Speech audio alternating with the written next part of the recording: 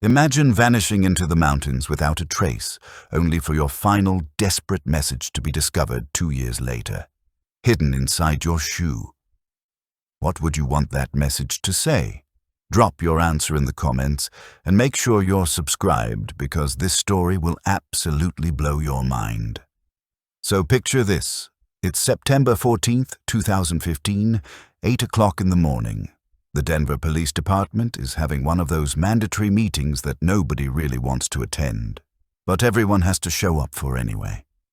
This particular briefing is for newly promoted command staff.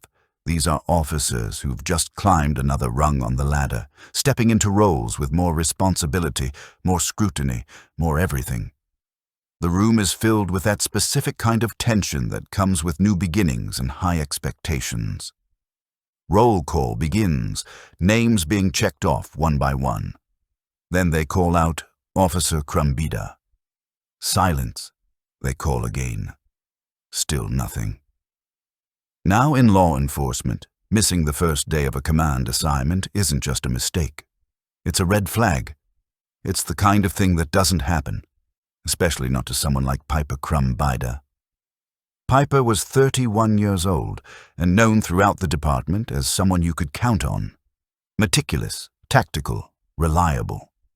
This promotion was huge for her, the payoff for years of dedication and hard work.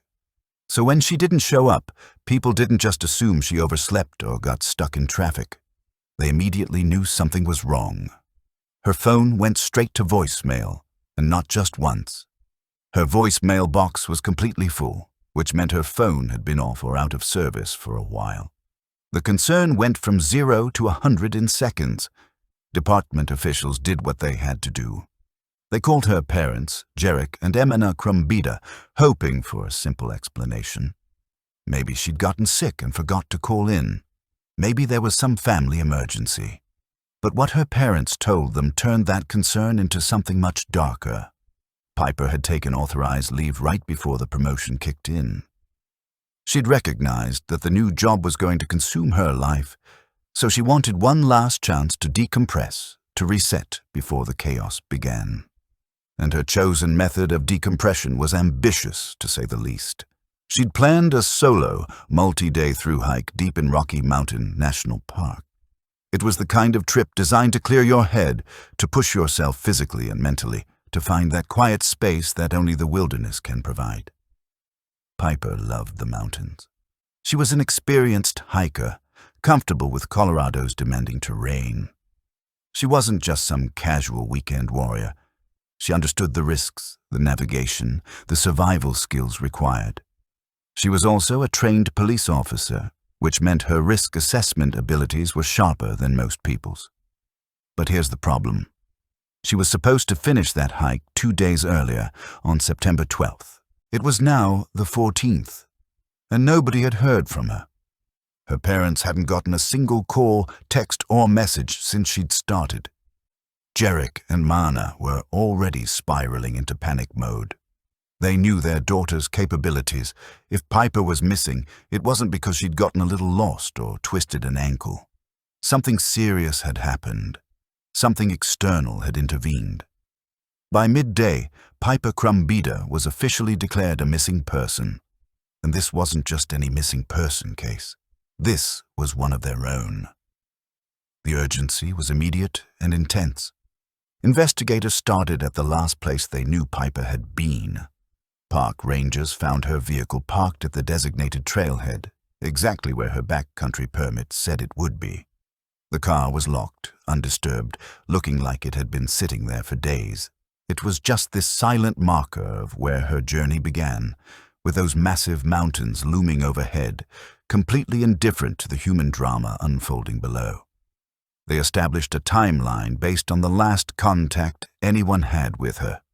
5 days earlier, on the morning of September 9th, she'd sent a brief text to her mother from near the park entrance. It was simple, straightforward. She was starting her ascent as planned, and cell service was about to disappear. After that, nothing. The digital trail just ended.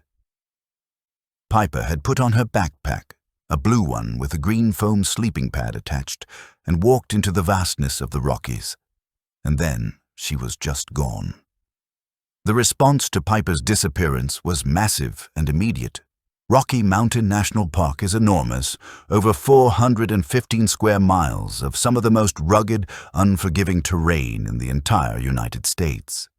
We're talking towering peaks, deep valleys, and weather that can go from perfectly fine to absolutely deadly in a matter of hours.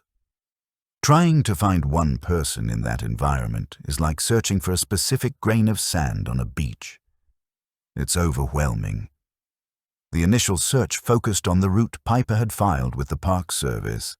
It was a challenging multi-day loop that hit several well-known passes and established camping zones. By the morning of September 15th, the park was flooded with people. Rangers, specialized search and rescue teams, volunteers, officers from the Denver PD. They set up a command center near the trailhead, and the atmosphere was electric with urgency. You could hear the constant thrum of helicopter rotors, the crackle of radios, people moving with intense focus. The aerial search was relentless. Pilots were navigating dangerous wind currents, flying low-altitude grid patterns, scanning the alpine tundra and dense forests below. They were looking for anything, any sign of disturbance, any flash of color that didn't belong in nature, something that might indicate a campsite or discarded gear. On the ground, dog teams were deployed, trying to pick up any scent trail before the wind and weather erased it completely. The searchers were pushing themselves to their absolute limits, dealing with altitude effects and the emotional weight of looking for one of their own. If Piper was injured somewhere, unable to move, she had the training to signal for help, to conserve resources, to make herself visible. But day after day, the teams came back with nothing, exhausted and empty-handed. Jarek and Emana showed up at the command center, and you could see the anxiety carved into their faces. They gave investigators detailed lists of everything Piper had brought with her, the color of her water bottles, the brand of her hiking shoes, every single piece of gear. They talked about her hiking habits, how meticulous she was with preparation, how careful she always was in the wilderness.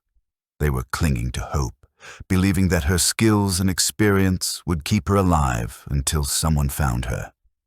Meanwhile, back in Denver, detectives were doing the standard background work. They examined Piper's life with a fine-tooth comb, looking for anything that might explain her disappearance. Hidden stressors, conflicts, anything unusual.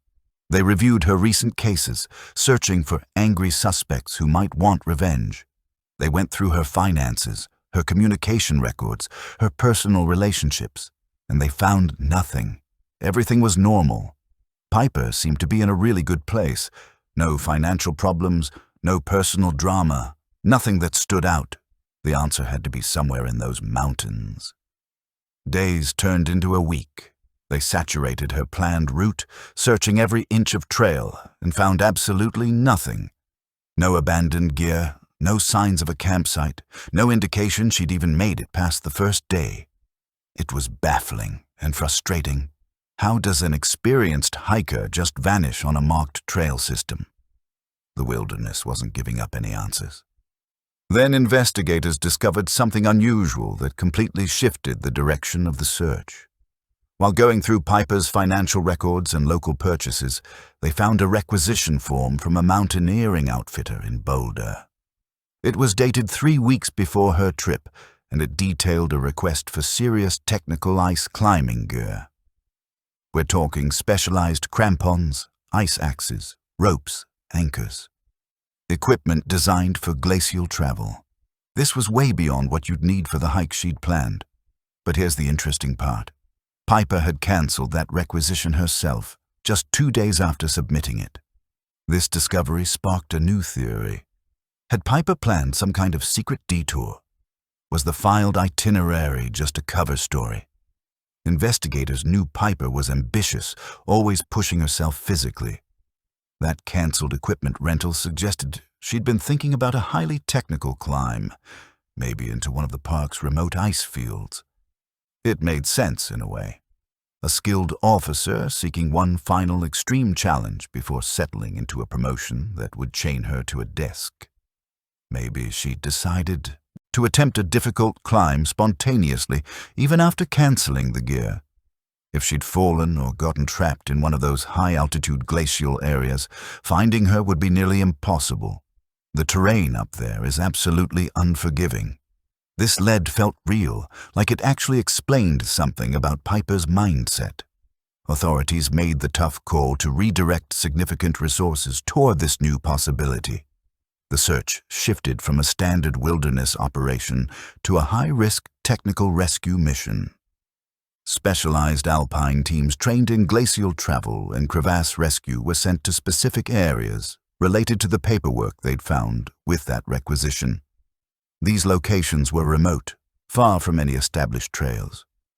We're talking unstable ice, constant avalanche danger, the kind of environment that can kill you in a dozen different ways. The search in those ice fields was brutal. The landscape was this stark world of blinding white and shadowy gray. The only sounds were howling wind and the crunch of crampons biting into ice. Helicopters fought treacherous downdrafts to insert teams onto the glaciers. The pilots were performing maneuvers that pushed their aircraft to the limit, hovering close to ice faces so observers could scan for any hint of color against all that white. The teams on the ice moved slowly and carefully. Roped together, you could see the tension in every movement. They used long poles to probe the snow for hidden crevasses, those massive gaps in the ice where a fall means certain death. They had specialized listening devices, hoping to hear something beneath the surface. They searched for days, fighting altitude sickness, dehydration, and the mental toll of working in such a hostile place. Every dark shape, every shadow looked like it might be something important, only to turn out to be nothing upon closer inspection. The risks were huge. At one point, a localized avalanche was triggered by shifting ice. You could hear it roaring through the valley, this massive cascade of snow and debris.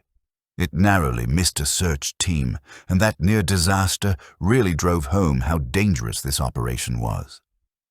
In another incident, a helicopter got caught in sudden whiteout conditions during a low-altitude sweep. The pilot had to make an emergency landing on a narrow ridge, the aircraft getting hammered by high winds. The crew was stranded for hours until the weather cleared.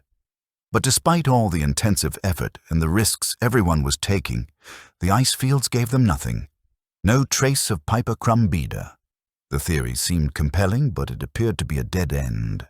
A discarded plan that had cost them precious time and resources. The technical search was eventually scaled back.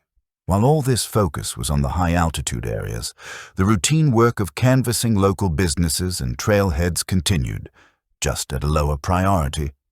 And that's where a critical mistake happened. Investigators briefly considered the High Alpine Lodge, a remote seasonal place located slightly off the main trails. But because it wasn't on Piper's planned route and seemed unlikely for a solo hiker focused on covering distance, they decided she probably hadn't been there. Nobody was sent to interview the staff. It seemed like a minor decision at the time, made during a massive operation with limited resources. But it meant a critical source of information was completely missed. As September ended, the weather in the Rockies started to turn harsh. Heavy snow blanketed the peaks, temperatures dropped dramatically. The window for searching was closing fast. With no concrete leads and conditions becoming more dangerous by the day, the massive operation was scaled back.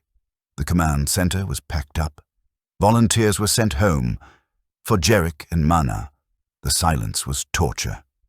Going from an active search to just a missing person case felt like giving up. They refused to accept that their daughter had simply vanished into thin air. Throughout the winter and into the spring thaw, they organized private searches.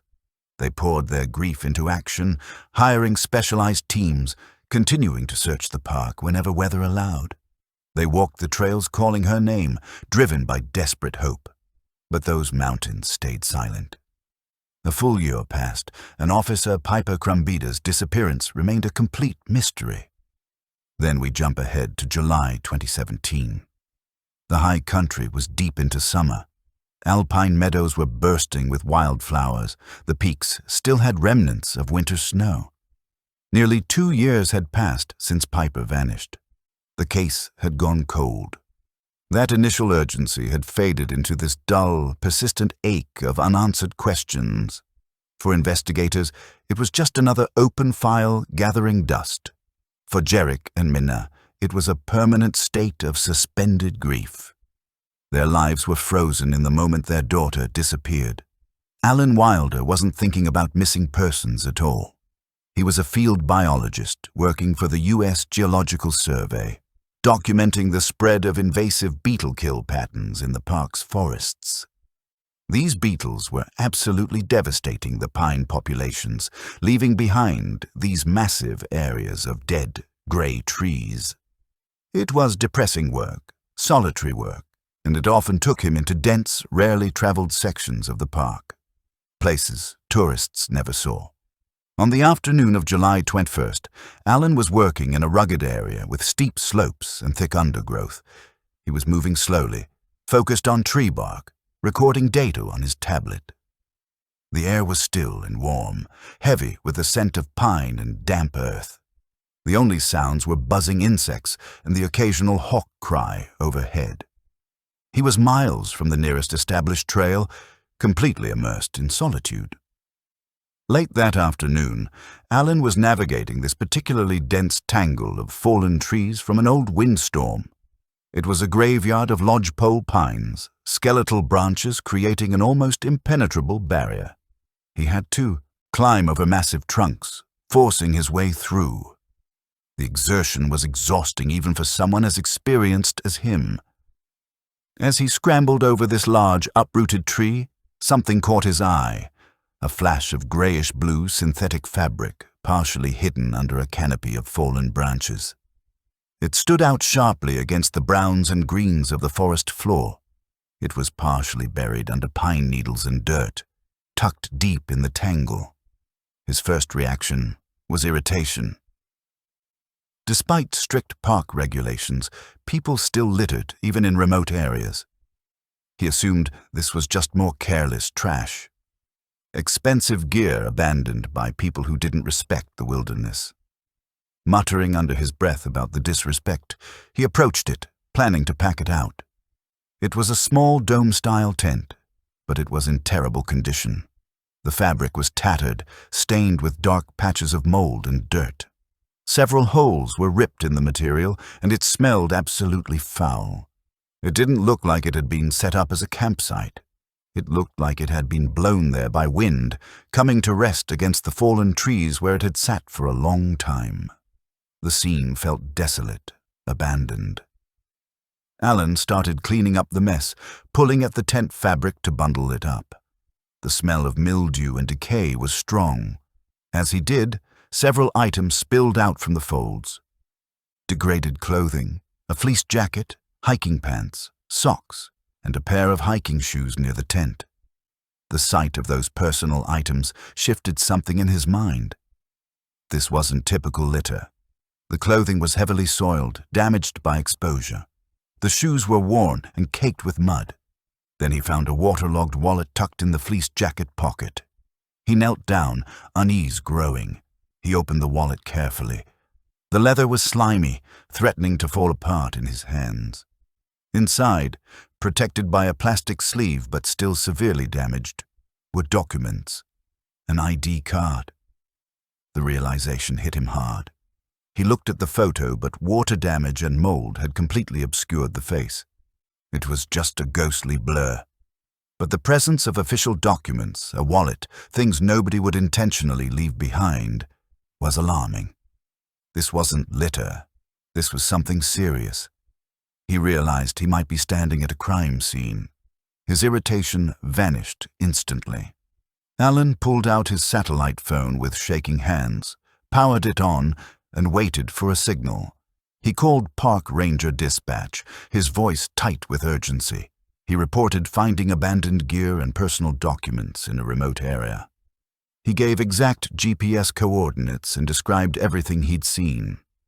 Park rangers arrived within hours, followed by investigators from the sheriff's office and the FBI's Wilderness Crimes Unit. The area was immediately locked down, the perimeter secured. The forensic process began. The discovery of those documents elevated everything beyond simple abandoned property. Every item was photographed in place, documented in detail before being carefully collected and sent to a forensic lab in Denver. The atmosphere at that lab was tense. Finding potential evidence in a long, cold missing person case created this mix of hope and dread. Cataloging began immediately. The examination room was sterile, such a contrast to the organic decay of the discovery site. Each item was examined under bright lights, analyzed for trace evidence. The degraded documents were prioritized, sent to specialists for restoration. A forensic technician examining the clothing and footwear picked up one of the hiking shoes. It was a low-cut shoe, primarily beige or light tan with faded pink accents on the sides and tongue. The laces were matching faded pink, loosely tied. It was covered in dirt and grime, showing serious wear and tear. As standard procedure, the technician needed to determine shoe size. That information combined with the documents might help identify the owner. The technician turned the shoe over, tapping it to dislodge loose dirt, then reached inside to locate the size tag on the tongue or inner lining. Their gloved fingers encountered unexpected resistance. Something hard was lodged beneath the insole, tucked deep in the heel area. The technician paused, frowning. It felt too rigid to be part of the shoe, too deliberate to be random debris. They carefully peeled back the worn insole. Tucked underneath, intentionally hidden, was a small rectangular object. The technician's breath caught. They recognized it immediately. The room went silent as they used forceps to carefully extract it. It was a black SD memory card. The discovery electrified everyone. The technician held it up delicately between gloved fingers. The gold connectors were visible, dull with corrosion, but the casing looked intact. In the context of a potential crime scene, a hidden memory card was huge. It implied intent, a conscious decision to preserve information. The realization settled over everyone like a weight. Someone had hidden this card, hoping it would be found eventually. After 2 years of silence, the mountains had finally given them something. A potential voice from the past, contained in a tiny piece of plastic hidden in a dirty hiking shoe. But before they could even analyze the card, the other evidence provided the first major breakthrough. The team working on those degraded documents managed to recover fragmentary information. A partial name, a date of birth from the water-damaged ID. They cross-referenced it with active missing person cases. At the same time, the specifics of the gear, the tent brand, the shoe model, the clothing type, were compared against the detailed lists Jarek and Manna had provided back in 2015. The match was definitive. This gear belonged to Piper Crumbida. The confirmation brought complicated emotions. For her family, it was devastating. Confirmation that Piper had likely died in the wilderness, but it also offered the first tangible connection to their daughter in 2 years. It ended the uncertainty, replacing it with harsh reality. For investigators, it validated their efforts and added profound weight to the discovery. The case shifted from missing person to potential homicide. All focus turned to that SD card. The context was crucial. Piper wasn't just any hiker. She was a trained police officer. She understood evidence preservation, chain of custody, documentation. The fact that the card was intentionally hidden inside her shoe, beneath the insole, was incredibly significant. It was deliberate, calculated, done under extreme duress. Investigators were certain the card contained crucial evidence. Maybe images of an assailant, video of events leading to her disappearance, or a final message detailing what happened. They theorized that Piper, anticipating her fate, had hidden the card to preserve information, choosing a location unlikely to be disturbed, but certain to be examined if her gear was found. It was a testament to her training and resilience, a final act of defiance. That SD card was the single most important piece of evidence they had. It could solve this entire mystery. The card was rushed to a specialized digital forensics lab at the Colorado Bureau of Investigation, given top priority. The anticipation was intense. The answers seemed so close. At the lab, the atmosphere was electric. The forensic team understood what was at stake. They began extraction immediately, but the initial attempts failed. The card, despite being somewhat protected inside the shoe, had been exposed to harsh elements for 2 years. Constant temperature fluctuations, freezing Rocky Mountain winters and hot summers, combined with moisture seeping into the shoe, had caused severe degradation to internal components. The card looked intact physically, but the data stored in those microchips was severely corrupted. The circuitry was damaged. Memory sectors degraded. Initial red attempts just failed. The software designed to recover deleted or damaged data couldn't even recognize the file structure. The card was unresponsive. Dead. The data appeared completely unsalvageable. The setback was crushing, realizing their only significant lead, the victim's potential voice, might be useless, absolutely devastated the investigation. The hope that had surged with the card's discovery faded fast, replaced by familiar frustration. When the Crumbita family was informed, it added another layer of anguish to their prolonged suffering. They'd been so close to answers, only to have them ripped away by time and the elements. But the lab team refused to quit. They escalated recovery efforts, using advanced techniques rarely employed outside high-level national security cases. They attempted to bypass the corrupted controller chip, planning to read data directly from memory modules. This required chip-off forensics, physically removing memory chips from the card's circuit board and placing them in a specialized reader. The process was incredibly delicate and risky. The internal components were microscopic, requiring specialized equipment and absolutely steady hands. Technicians worked under high magnification, meticulously cleaning circuitry, attempting delicate micro-soldering to repair damaged connections. The team worked around the clock, fueled by adrenaline and the weight of expectation. Specialized equipment hummed constantly, a soundtrack to the tedious effort of rebuilding digital life from near oblivion. A critical moment came during an advanced attempt to dry the card's micro-components using a specialized heating process. The procedure was meant to remove residual moisture interfering with electrical signals. But the card's degraded state made it unpredictable. Components were fragile, tolerances microscopic. Technicians monitored closely, tension filling the room. As temperature increased, a sudden electrical surge occurred. A localized short circuit flared in the chip's microscopic pathways. Alarms sounded. A faint wisp of smoke came from the reader. The acrid smell of burning plastic filled the sterile air. The team reacted instantly, cutting power and aborting. That near-fatal error almost destroyed everything. A few milliseconds longer and the memory modules would have been fried. Data erased permanently. The realization that they'd come so close to losing it all underscored the evidence's fragility. The smell of ozone hung heavy, along with the weight of near disaster. The team was forced to consider the devastating possibility that data was truly unsalvageable. They paused, reassessing. The aggressive methods were too risky. They switched to a slower, more meticulous strategy. Rebuilding data bit by bit, a process that could take weeks or months with no success guarantee. They were racing time, knowing every moment increased degradation risk. While waiting for lab results, investigators refocused on the discovery site. Why was gear found scattered and abandoned instead of at an established campsite? If Piper was injured or unable to move, why weren't her remains near the gear? The site dynamics were confusing, suggesting struggle and desperation.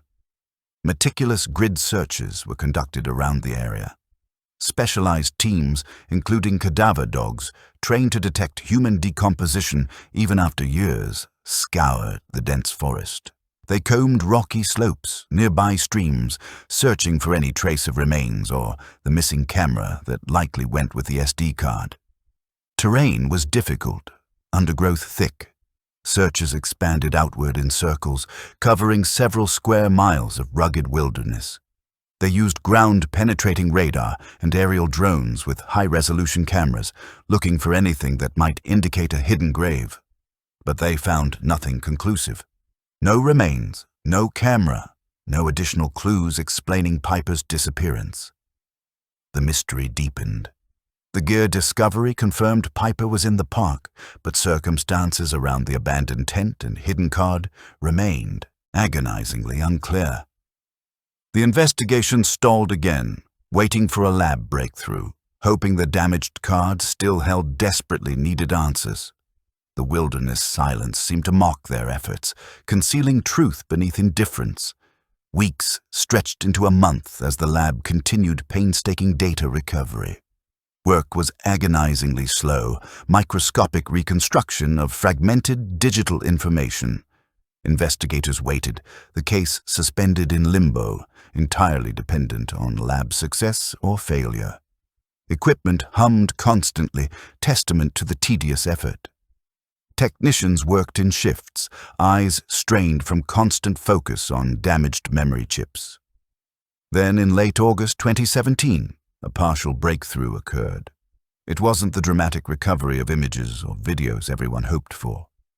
Visual data remained irretrievably corrupted.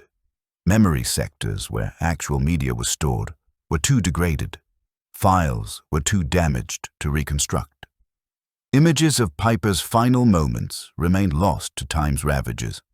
But the lab achieved one critical success. They managed to extract fragmented metadata from the card's file allocation table. The fact acts as a directory, an index storing information about files on the card, date and time created, size and, crucially, location on the memory chip. While files themselves were gone, the directory remained partially intact, a ghostly echo of data that once existed, like finding a burned book's index, providing content clues even though pages are gone. Amidst corrupted data, the team identified a cluster of information drawing immediate attention. It contained GPS coordinates and a timestamp. The coordinates corresponded to a date shortly after Piper's initial disappearance in September 2015. This confirmed the card was used after she vanished, validating the theory that Piper documented events leading to her fate. It was the first concrete evidence of her movements since stepping on to that trail. A digital breadcrumb leading into the unknown. The location pinpointed by coordinates was several miles from where tent and gear were discovered. It was in a remote, rugged park area known for complex karst topography. Landscape characterized by limestone formations, sinkholes, caves. An area rarely visited by casual hikers, known only to experienced outdoorsmen and specialized researchers.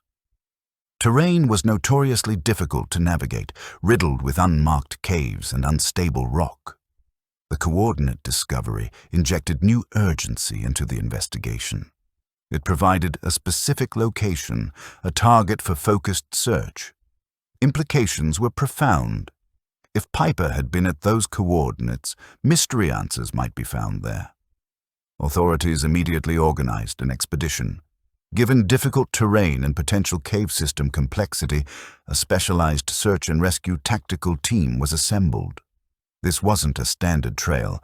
It was remote wilderness requiring technical expertise and specialized equipment.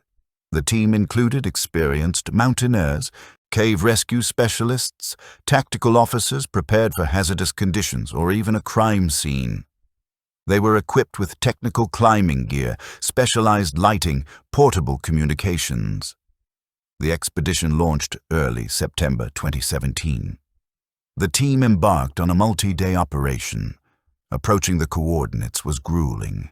They navigated thick forests, crossed fast-moving streams, ascended steep rocky slopes. Terrain was treacherous, characterized by loose scree and unstable rock. Injury risk was constant.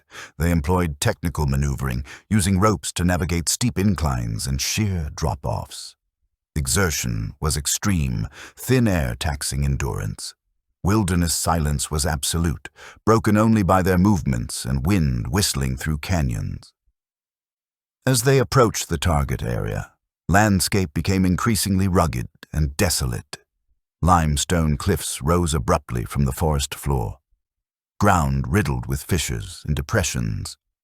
The karst topography created a maze of fractured rock and stunted trees. Atmosphere was oppressive, silence profound. They were miles from the nearest trail in an area seemingly untouched by human presence. The coordinates led them to a narrow rock face fissure, partially obscured by vegetation. Easily missed, a dark shadow in the rugged landscape, an unmarked cave entrance hidden from casual observation.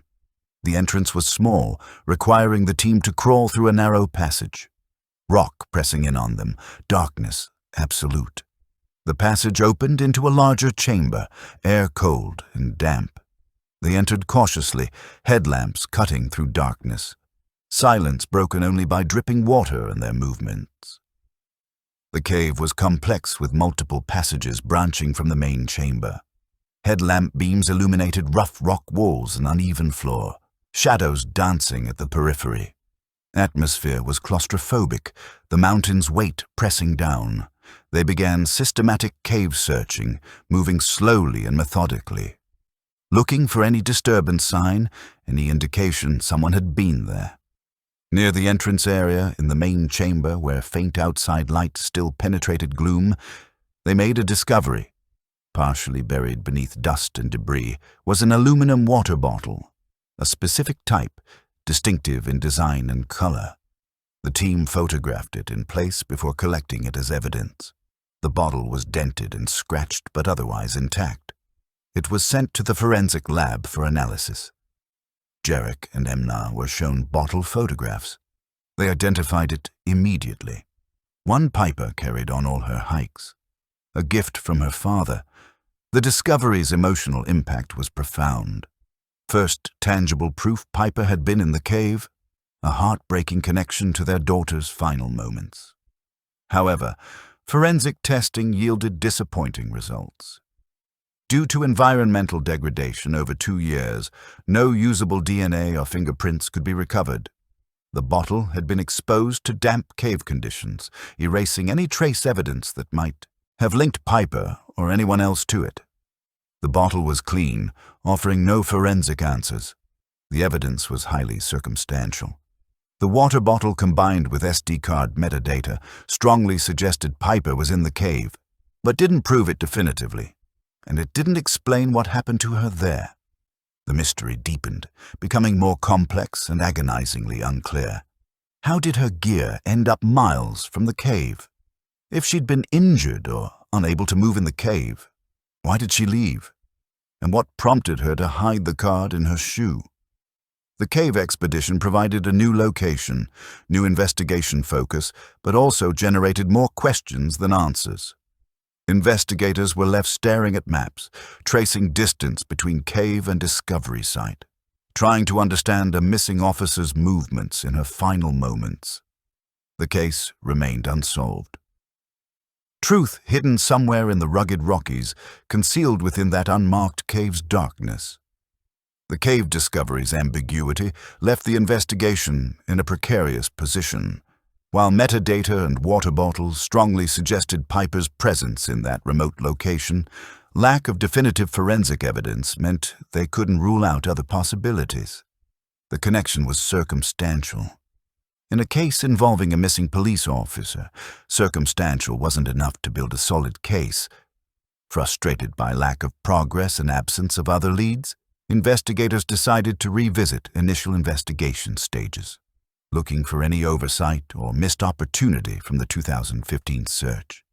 They needed a human element, a witness, something providing context to fragmented digital evidence. They began meticulous recanvassing of every location near park boundaries, including those dismissed during initial investigation. During this exhaustive review, they finally focused on the High Alpine Lodge. The lodge, a remote seasonal establishment slightly off main trails, had been overlooked initially, deemed unlikely detour for a solo hiker focused on demanding through hike. But 2 years later, with evidence suggesting Piper deviated significantly from her planned route, the lodge became critical. It was a long shot, desperate attempt to find a thread in the investigation's tangled web.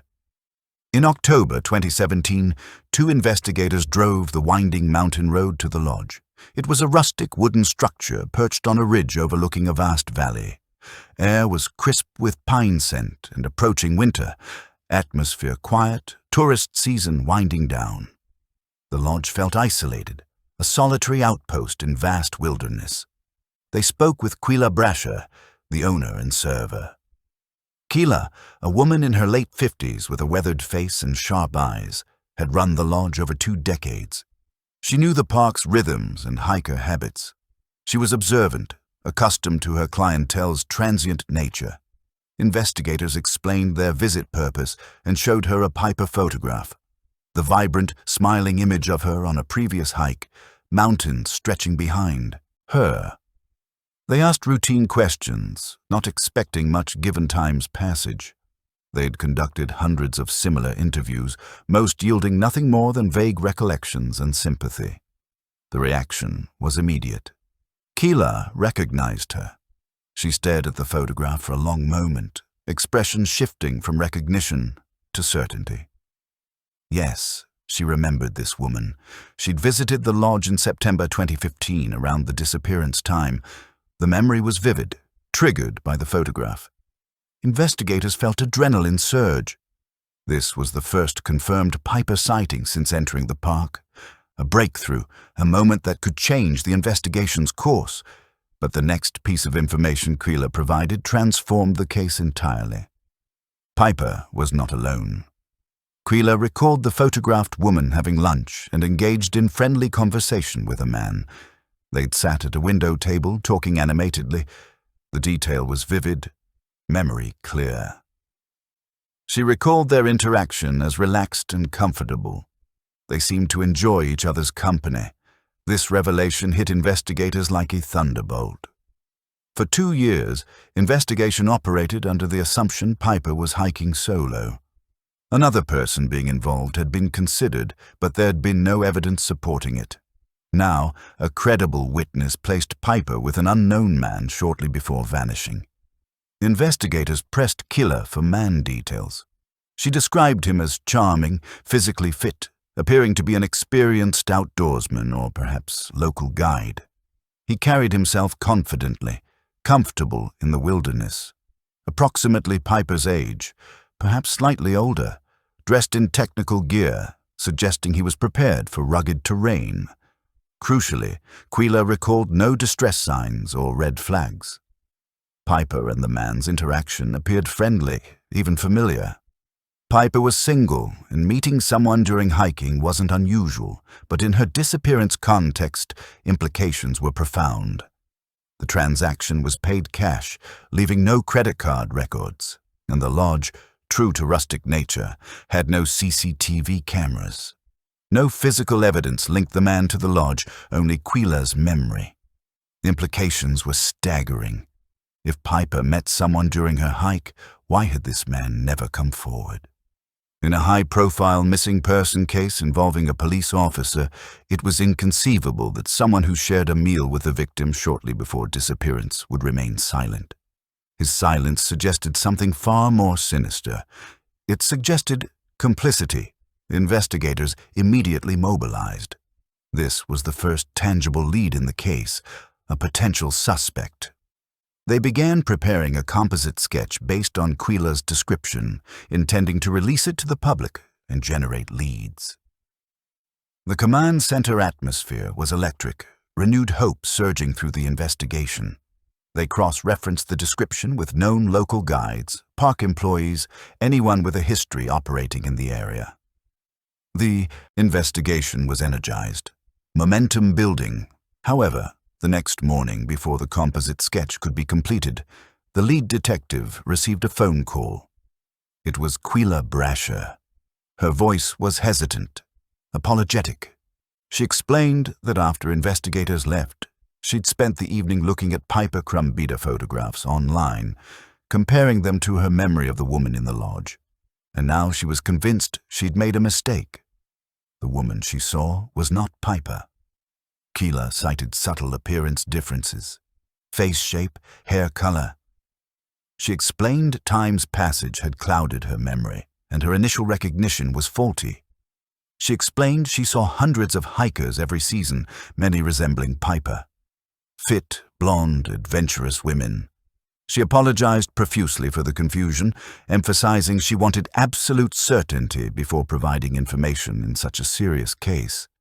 The retraction was unequivocal. Quila was adamant she'd been mistaken. Investigators were stunned. The lead that seemed so solid, so promising, evaporated instantly. They pressed Quila, questioning her sudden change of heart. Had someone contacted her? Had she been threatened? They looked for any coercion or intimidation sign, but Quila insisted the retraction was genuine. She simply realized she'd been mistaken. Her demeanor was sincere, regret palpable. Faced with the witness's unequivocal retraction and complete lack of corroborating evidence linking Piper to the lodge, investigators were forced to make a difficult decision. They downgraded the lead, assuming Quila's memory was genuinely faulty. Eyewitness testimony is notoriously unreliable, especially after significant time passage. The unknown man possibility remained, but without credible citing, it was impossible to pursue. Investigation stalled again, frustration mounting. The breakthrough that seemed so close had slipped through their fingers. The case returned to inertia. Piper Crumbita's disappearance mystery, seemingly destined to remain unsolved. Mountains kept their silence, truth hidden beneath shifting memories and missed opportunities. The trail had gone cold once more, leaving investigators with nothing but silent wilderness and unanswered questions. By spring 2018, the investigation into Piper Crumbita's disappearance had gone completely cold. The gear discovery, hidden SD card, metadata pointing to the cave, all had led to dead ends. The retracted lodge sighting had been a particularly crushing setback, leaving investigators with no tangible leads and no clear direction. The case was filed away, joining unsolved mystery ranks haunting American West wilderness areas. The investigation seemed destined to remain unsolved. Another tragedy swallowed by Rocky Mountain vastness. It was during a routine cold case review that a possibility flicker emerged, not from a dramatic field breakthrough, but from bureaucratic records depths. An investigator, new to the case and tasked with reviewing exhaustive files, decided to take a different, unconventional approach. Instead of focusing on wilderness aspects, they began a deep dive into Piper's professional background, looking for any connection, however tenuous, that might have been overlooked. He was looking for a link between her life as a police officer and the environment where she vanished. The investigator dug deep into Piper's police academy training records. It was tedious, sifting through years of bureaucratic paperwork, course syllabi, personnel files. During this meticulous review, they noticed a specialized course Piper had taken several years prior: Wilderness Tactical Operations. The course, designed to train officers in specialized skills for operating in remote wilderness environments, tracking, survival, high-angle rescue, was taught by contracted civilian experts, experienced mountaineers, survivalists, guides brought in for specialized knowledge. The investigator realized this represented a potential link between Piper's professional life and the wilderness where she vanished. It was a pool of individuals with skills and knowledge to navigate park remote areas. Individuals who'd interacted with law enforcement personnel, including Piper.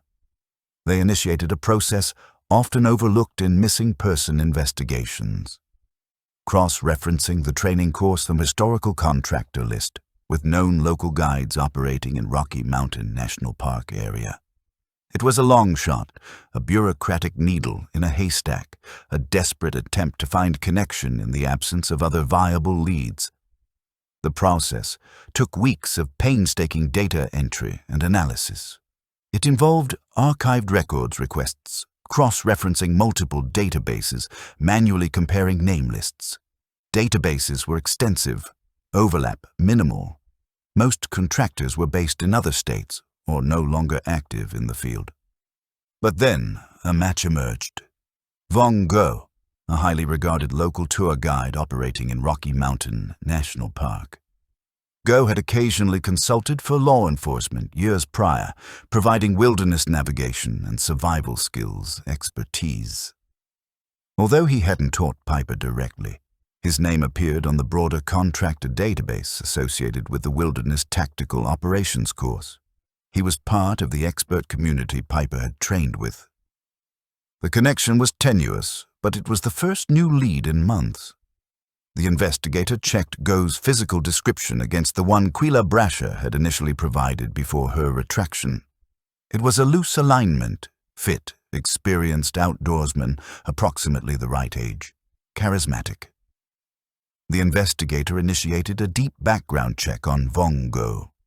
The results were alarming. Go had significant criminal history concealed beneath a respectability veneer.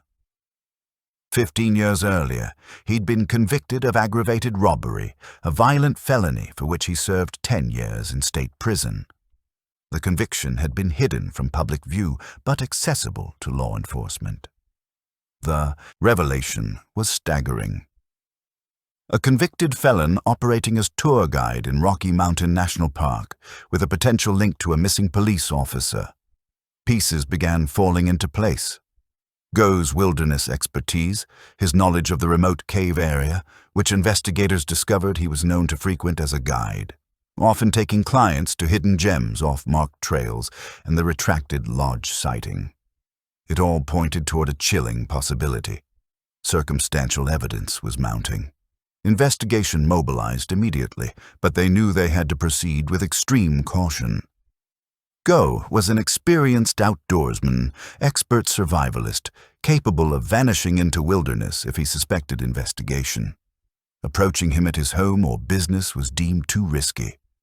He could disappear into the mountains, triggering a manhunt that could last months or even years. They needed to apprehend him in the field, in his element where they could control the environment and prevent him from fleeing. They needed to execute a tactical operation, catching him completely off guard. Investigators began tracking Vong's movements. They learned he was currently leading a private multi-day tour group deep in the park. This presented unique opportunity, but also significant challenge. They had to extract Go without alerting his clients or endangering the public. The operation required delicate balance of tactical precision and discretion. A plan was devised. A specialized tactical team trained in wilderness operations would intercept the group in a remote park area. They'd operate undercover, posing as park rangers, conducting routine safety check. The operation launched early June 2018. The tactical team, equipped with specialized gear and communications, inserted into wilderness by helicopter. They tracked Go's group for 2 days, maintaining surveillance from distance, moving parallel to the group through dense forest, waiting for the right moment to strike. Tension was palpable. The team knew they were dealing with a skilled adversary in his own territory. They moved silently, communicating with hand signals, movements precise and coordinated. The intercept occurred near a treacherous pass, a narrow ridge with steep drop-offs on either side. Terrain was difficult, altitude high, exposure extreme. It was a location where escape would be impossible, a natural bottleneck where the group would be forced to slow down and concentrate on terrain. 2 undercover officers dressed as park rangers approached the group. They were calm, professional, masking adrenaline surging through their veins. They greeted Go and his clients, explaining they were conducting urgent park regulation check, citing concerns about recent bear activity and the need to verify permits of all guides operating in the area. Go, seemingly unconcerned, complied with the request. He produced his permit, confident in his cover. He engaged officers in conversation, demeanor relaxed and charming. The officers engaged him in conversation, slowly separating him from the group, isolating him near the trail edge, away from clients. They moved him out of earshot under the guise of administrative necessity.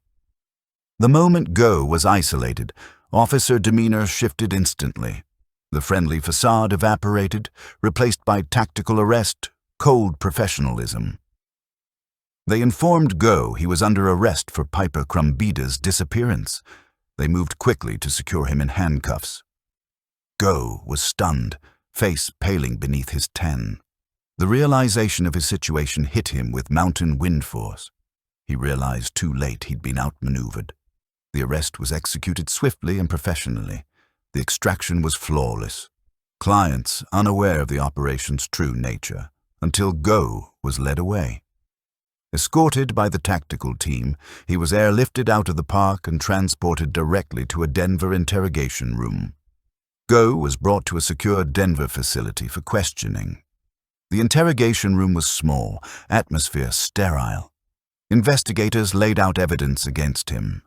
Connection to police training database, his expertise in the remote cave area, SD card metadata implication, his hidden criminal past. They also mentioned Quila Brasher's initial identification, implying they had an eyewitness placing him with Piper at the lodge. Go initially denied any involvement, maintaining composure, relying on his charisma and respected guide reputation. But circumstantial evidence weight was overwhelming. Investigators pressed him, highlighting his story, inconsistencies, timeline gaps. They painted a picture of a man trapped by his past, confronted with his actions' consequences. Faced with mounting evidence and realizing investigation had uncovered his hidden past, Go's facade began cracking. He understood the situation gravity. A missing police officer, hidden criminal history. Implications were catastrophic. Realizing cooperation might offer his best strategy for potentially reduced sentence, Vong made a decision. He decided to confess. The room's silence was absolute as he began recounting September 2015 events, finally revealing Piper Crumbida's fate. Vong Go's confession detailed a narrative of chance encounter, rapid intimacy, and sudden, unpremeditated violence. He confirmed he'd indeed met Piper Crumbida at the High Alpine Lodge in September 2015, validating Quila Brasher's initial identification. Go described immediate connection between them. He was captivated by her intelligence and adventurous spirit. She was drawn to his confidence and wilderness guide expertise. The chemistry was undeniable. They decided to hike together, abandoning their respective solo plans. Interaction quickly turned intimate. That night, they set up camp together. Go confessed they had consensual sex, a connection fueled by the moment's intensity and wilderness isolation. The next morning, they packed up camp, taking their gear with them, intending to continue hiking together. Go offered to show her one of his magic spots, a hidden cave, a secret known only to experienced locals. They reached the cave, the location corresponding to metadata found on the SD card. Inside the secluded environment, their conversation became more personal. Go, feeling trust and connection sense, made a fateful decision. He disclosed his past, including his 10-year prison sentence for aggravated robbery. He claimed he wanted to be honest with her, perhaps believing their connection was strong enough to withstand the revelation. The revelation shattered the burgeoning relationship. Piper's reaction was immediate and visceral. Her police officer instincts took over. Realizing she was alone in a remote cave with a convicted felon triggered immediate alarm. She became uncomfortable, the trust evaporating. She demanded to leave. An argument ensued. Confrontation escalated quickly. Go claimed Piper became agitated and slapped him. A reaction fueled by anger and betrayal. He reacted instinctively, shoving her forcefully. The cave's confined space amplified the act's violence. Piper fell backward, striking her head violently on a sharp rock formation. She lost consciousness instantly. Go panicked. He checked her pulse, finding it faint and erratic. Believing he'd killed a police officer, consequences realization paralyzed him. Fearing a life sentence, he made a split-second decision. He fled the cave, leaving Piper and her gear behind, desperate to escape the crime scene. Based on Go's confession and collected evidence, investigators constructed a final theory of Piper Krumbida's last moments. They believed Piper regained consciousness after Go fled, likely severely injured with traumatic brain injury and disoriented. Recognizing her situation gravity, her police training kicked in. She attempted to document her situation, explaining the SD card metadata, though the camera was never found. Likely lost or discarded during subsequent events, before hiding the card in her shoe as evidence. They theorized that Piper, driven by desperate will to survive, managed to retrieve her tent and essential gear from the cave and attempted to hike out of the remote area. Her injuries were too severe. She traveled several miles before collapsing, the gear scattering where it was eventually found by Alan Wilder. She succumbed to her injuries or the elements alone in the wilderness. A final intensive search operation was launched in difficult terrain between the cave and gear discovery site, utilizing Go's confession details. The search was arduous, terrain treacherous.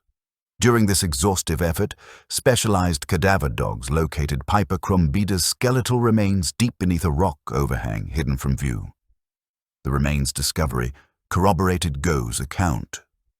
Forensic analysis confirmed the remains' identity and the presence of severe head injury, consistent with the fall Go described. Vong Go subsequently pleaded guilty to manslaughter and was sentenced to 20 years in prison.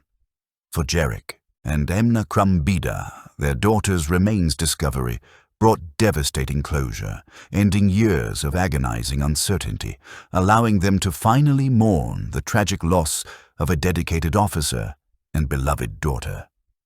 So there you have it. A story that started with silence and ended with a hidden message that finally spoke the truth. Piper Krumbida's final act of defiance, hiding that SD card in her shoe, was the key that eventually unlocked this entire mystery.